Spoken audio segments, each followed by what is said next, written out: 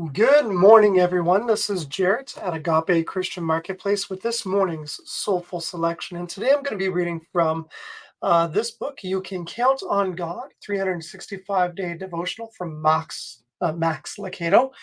And 365 days. This will now last you for a few more years than it would have if you picked it up February 29th. I don't know, whatever. Leap year, no more leap year for the next few years. So full year of devotional book here by Max Lucado, and it's called You Can Count on God. These are really short devotionals that can really hint at some great um, truths and just bring some stuff out, right? So I'm going to be reading here. It's March 6th, A Mustard Seed Confession.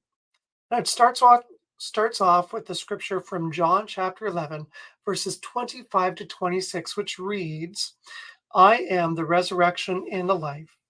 Anyone who believes in me will live even after dying.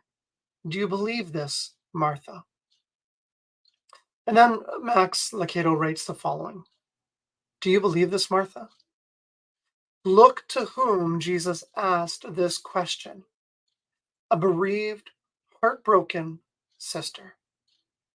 Look at where Jesus stood as he asked this question. The cemetery. Look at when Jesus asked this question. 4 days too late. Lazarus, his friend, was 4 days dead, 4 days buried. Maybe she answered with the conviction of a triumphant angel, fists pumping in the air. Give her reply a dozen exclamation marks if you want, but I don't. I hear a meek, yes, Lord. I have always believed you are the Messiah, the Son of God, the one who has come into the world from God. Martha wasn't ready to say Jesus could raise the dead.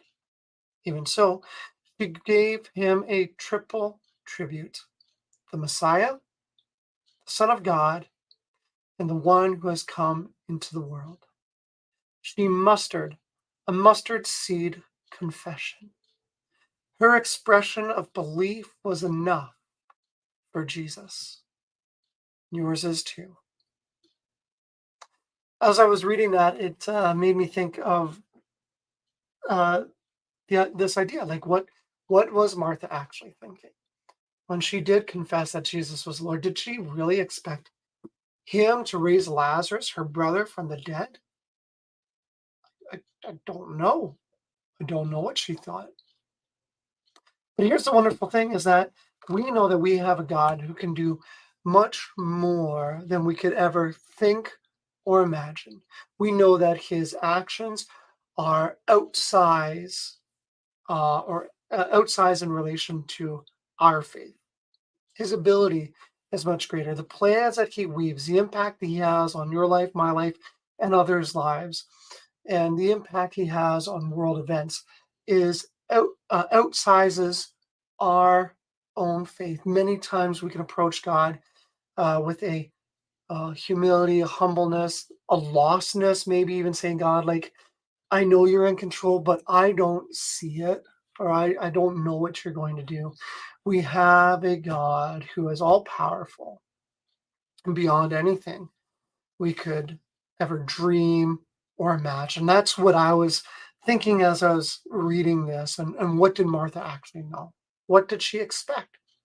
We don't know, right? I mean, even when we talk about feeding of the massive number of people, sometimes people call it the feeding of the 5,000. Scripture, I believe refers to 5,000 men. So we don't know how many people. It could have been 20,000. What's it like to be in a group of people where the food just keeps coming after God, after Jesus prays for it, blesses it, and just starts passing it out? Did they expect that? No. How much more, like, we have the written word.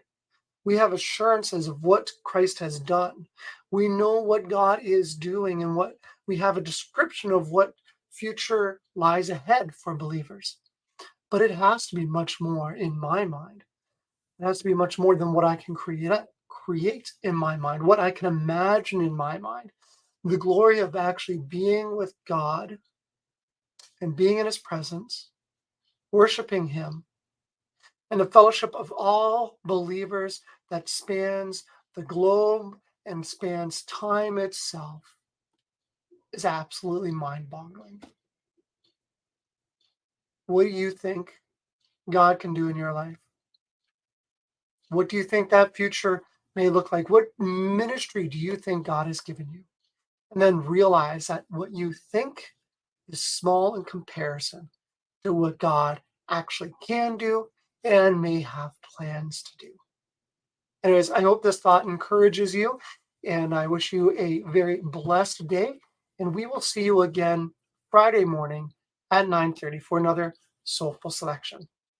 Have a great day. Bye-bye.